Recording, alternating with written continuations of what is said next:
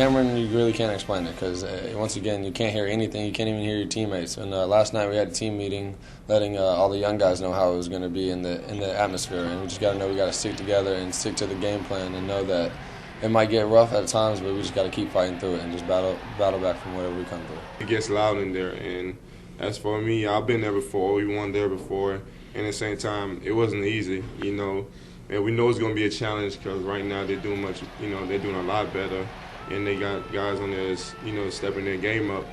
And right now, we're just trying to get our freshmen and let them know that, this is a different type of environment that we're going in, and we just got to get our mind focused, no more about the crowd, the referees. We just got to do what we do best, play defense, and, turn them into buckets. We're coming more into an offensive game, and our defense is always going to be present, and I think it's going to be a good game against Duke. And Coach K is a great coach, and they pride on the defense, so it's going to be a defensive battle, like once again on Tuesday.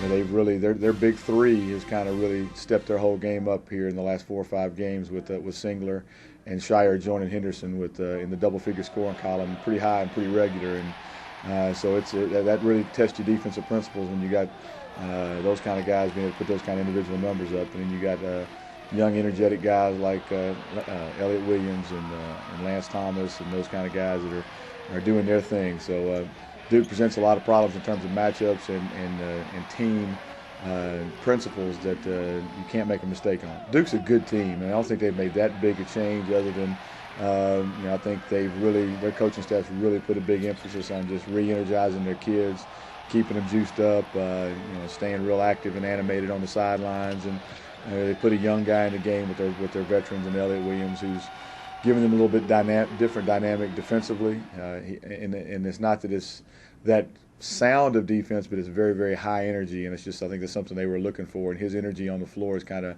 ignited those other guys that have kind of been grinding it all year.